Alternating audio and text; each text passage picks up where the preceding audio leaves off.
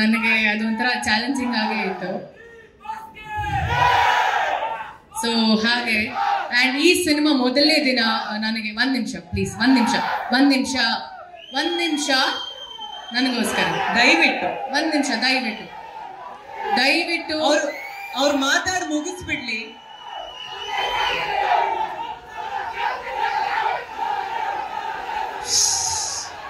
ನಾನು ಮಾತಾಡಿ ಮುಗಿಸ್ತೀನಿ ತಾಡ್ರಪ್ಪ.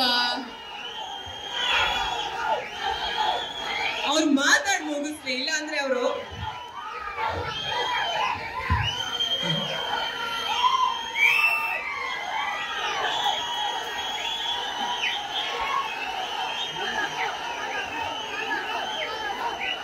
ಮಾತಾಡ್ತಿರುವಾಗ ಅವ್ರಿಗೆ ಒಂಚೂರು ಅನುವು ಮಾಡ್ಕೊಡೋದು ಅವ್ರಿಗೆ ನಾವು ಕೊಡೋ ಅಂತ ಗೌರವ. ದಯವಿಟ್ಟು ಒಂಚೂರು, ಇಟ್ಸ್ ಅ ರಿಕ್ವೆಸ್ಟ್ ಮಾಡ್ತಾರೆ, ದಯವಿಟ್ಟು ಅವ್ರ ಮಾತು ಮುಗಿಸ್ಬಿಡ್ಲಿ.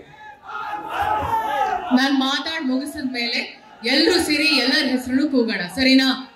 1 ನಿಮಿಷ, 5 ನಿಮಿಷ ನಾನು ಮಾತು ಮುಗಿಸ್ತೀನಿ. Thank you so much. ಹೋಗ್ಲಾ, ನಿಂತ್ಕೊಳ್ಳ, ಇಲ್ಲಾಂದ್ರೆ ಇಲ್ಲೇ ಕುತ್ಕೋಬೋದಾ? ಲೈಟ್ 1 ನಿಮಿಷ. ಸೊ ಹಾಗೆ 1 ನಿಮಿಷ. ಈ ಸಿನಿಮಾ ಹಂಗೆ ನನ್ನ ಜರ್ನಿ ಸ್ಟಾರ್ಟ್ ಆಗಿರೋದು. ಆ್ಯಂಡ್ ಮೊದಲನೇ ದಿನ ಸತ್ಯವಾಗ್ಲೂ ಹೇಳ್ತೀನಿ, ಪಾತ್ರ ಮೇಕಪ್ ಹಾಕೊಂಡು ಫೋಟೋಶೂಟಲ್ಲಿ ಎಲ್ಲ ಚೆನ್ನಾಗಿತ್ತು ನಮಗೆ, ನನ್ನ ಪಾತ್ರ, ನನ್ನ ಲುಕ್ಕು. ಆ್ಯಂಡ್ ಇನ್ಫ್ಯಾಕ್ಟ್ ವಿಜಯ್ ಅವರೊಟ್ಟಿಗೆ ಇದು ನನ್ನ 2ನೇ ಸಿನಿಮಾ, ಇಬ್ಬರ ಕಾಂಬಿನೇಷನ್. ಒಂದು ಇದು ಜಾನಿ ಎಸ್ ಪಪ್ಪಾದಲ್ಲಿ ತುಂಬ ಗ್ಲಾಮರಸ್ ಆಗಿ ವೆರಿ ಕಮರ್ಷಿಯಲ್, ತುಂಬ ಹ್ಯೂಮರ್ ಇರುವಂಥ ಒಂದು ಸಿನಿಮಾ.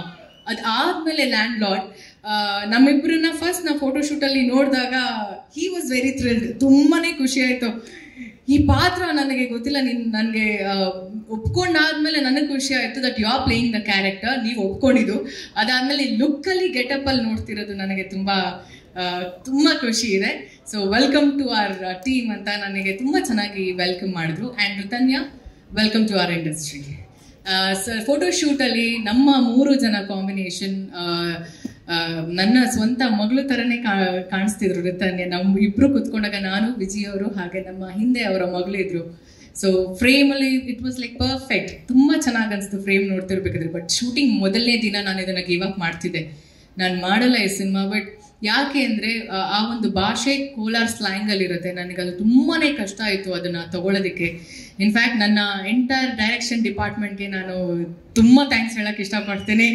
ನಿಮ್ಗೆಲ್ರಿಗೂ forever thank you. Whatever credits ನನಗೆ ಸಿನಿಮಾದಲ್ಲಿ ಏನೇ ಬಂದಿದ್ರು, ಡೈರೆಕ್ಷನ್ ಡಿಪಾರ್ಟ್ಮೆಂಟ್ ಹಾಗೆ ವಿಜಯ್ ಸರ್ಗೆ ನಾನು ಈ ಒಂದು ಕ್ರೆಡಿಟ್ಸ್ ಕೊಡೋಕ್ಕೆ ಇಷ್ಟಪಡ್ತೀನಿ. ನಾನು ನನ್ನ ಶೂಟಿಂಗ್ ಟೈಮಲ್ಲಿ ಇವರಿಬ್ಬರು ಸಹ ತುಂಬಾ ಸಪೋರ್ಟಿವ್ ಆಗಿದ್ರು. So thank you so much. Thank you Vijay ಅವರೇ. ಹಾಗೆ ಆ್ಯಂಡ್